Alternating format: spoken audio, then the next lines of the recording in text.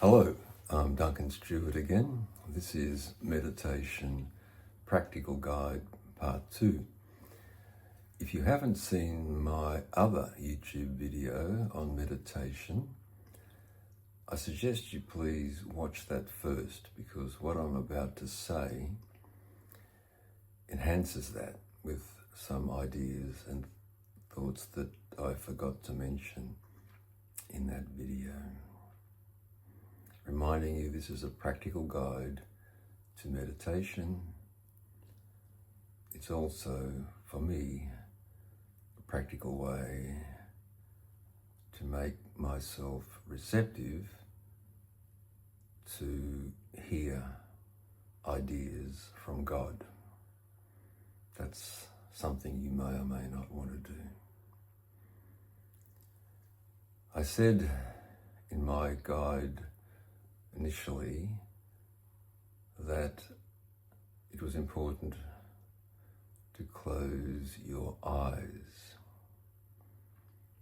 What I forgot to mention is that once they close, it's important that you look, that you almost focus to look initially straight ahead at what you see in the darkness behind your closed eyes.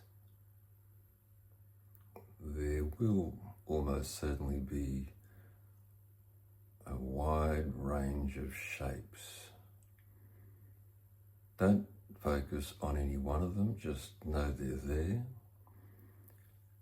Look straight ahead into the darkness, aware of the shapes perhaps that are in that dark field, but not focusing on them, not thinking about them. After a short time, perhaps seconds, a minute, let your eyes look downward.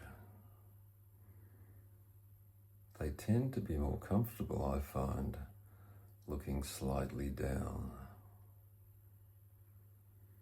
The other thing that you should do, which I find is helpful, is while keeping the eyelids closed at all times, blink. You will find it easy to blink with closed eyes. Both of these activities, looking straight ahead or slightly down, not wavering that vision, focusing on whatever your eyes rest on in the darkness. It could be nothing, it probably will be nothing, but focus on nothing.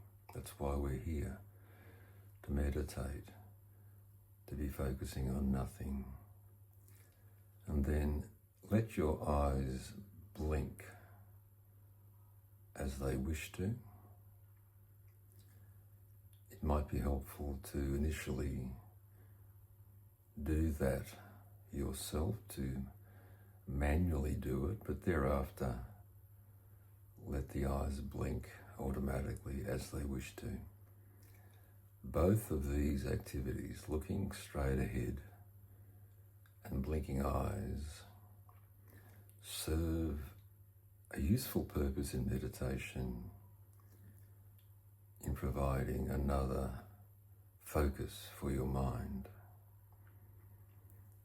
to compete with the thoughts, remembering that's what this is all about. In the entry stage to meditation and ongoing is to have an ongoing competition with external thoughts, which doesn't allow them space, doesn't engage with them, and then they stop coming if they know there's no reception. Again, during this period, you will have senses through your hearing. Just be aware, don't go with anything you hear. physical sensations, the air on the skin, the body resting on the chair. Don't go with it, be aware of it. Maintain your focus looking straight ahead, or as I said, just dropping the eyes down if that's comfortable, and I find that it is. But your eyeballs are not moving. They're perfectly still while you look deeply into this space. Deeply into this space, just observing whatever you see. It'll be some fuzzy shape of it won't mean anything, it'll just be, but just observe it, stay with it. Don't interpret what it looks like, what it is.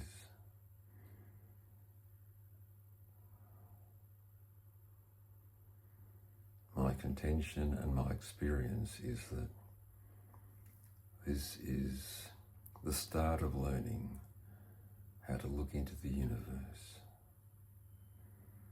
At this point in time, very primitively, very basically, but as I have experienced with practice and intensity, a real feeling of looking into, if not the whole universe, then part of the universe, which I have experienced as being darkness and black and peaceful and beautiful. And stay in this space. Remember, from the beginning, say under your breath, stop thinking. Stop thinking, particularly if you notice that you begin to think or go with thoughts. Cut that off immediately by stop thinking under your breath. You will remember that starting meditation involves a couple of deep breaths, and thereafter letting the breath find its own pace and rhythm. Invariably, it will slow right down. You're not controlling it now, the body's controlling it. It'll slow down to hardly moving at all. Just enough to meet your bodily needs. Just let it happen. Don't interfere. Keep looking intently into the darkness, into the space. I'm calling it straight ahead, but as I said, maybe let the vision drop down a little. At all times, eyelids remain closed. And the focus of your vision rests on some part of the space which might have some vague shape. Don't think about that shape, just stay focused on it. And continue everything. The breath, the stillness, the immediate willingness to say stop thinking under your breath if a thought comes. Continue this indefinitely or for as long as you wish. If you have to contain this experience, this meditation, into a particular time frame, you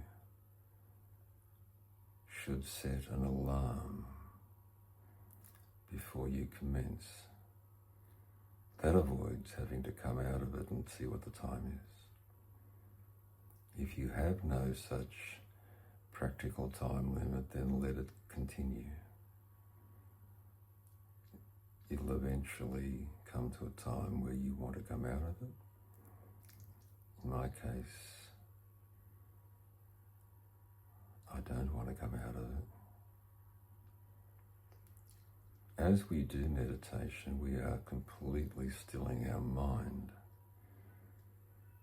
Above our mind, or in some indescribable place,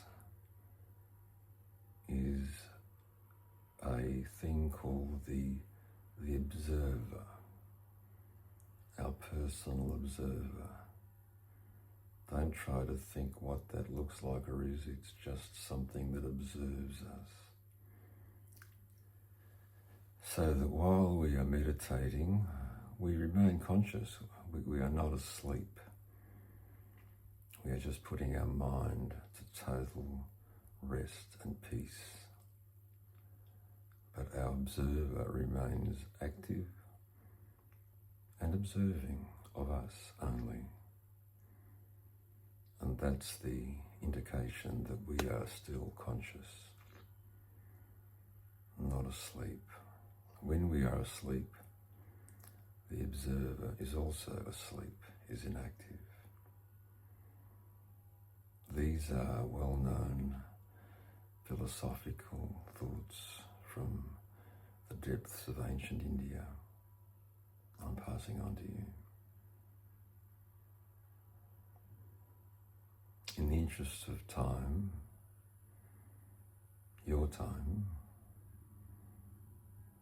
I will bring myself out of this meditation, having achieved my objective of refining my initial guidance on meditation. Periodically, if I become aware of other helpful hints, I will republish another YouTube video. But to the best of my knowledge, what I've now told you is all you need to know. Do that and you will become a successful, deep meditation practitioner.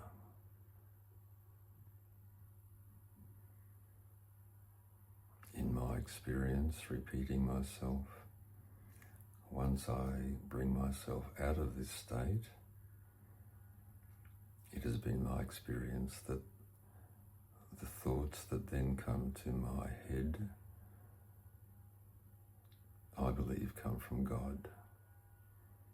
And so to that extent, I think this is a preparation to receive from God, which is also the universe, to me, one and the same thing.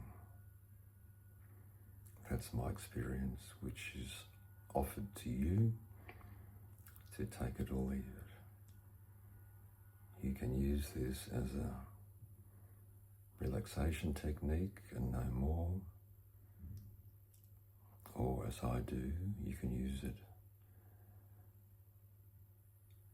to make your mind, your soul, responsive to an idea from God.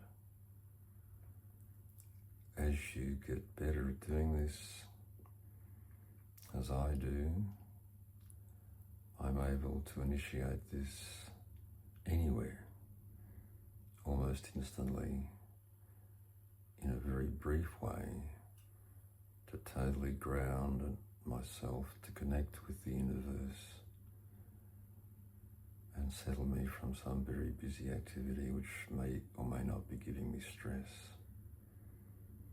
What this is the absolute opposite to stress. This exercise, this practice, ideally longer term, half an hour, but even 5 minutes, can and will totally stop the stress you're experiencing, I'm experiencing, and I use that as a practice throughout the day.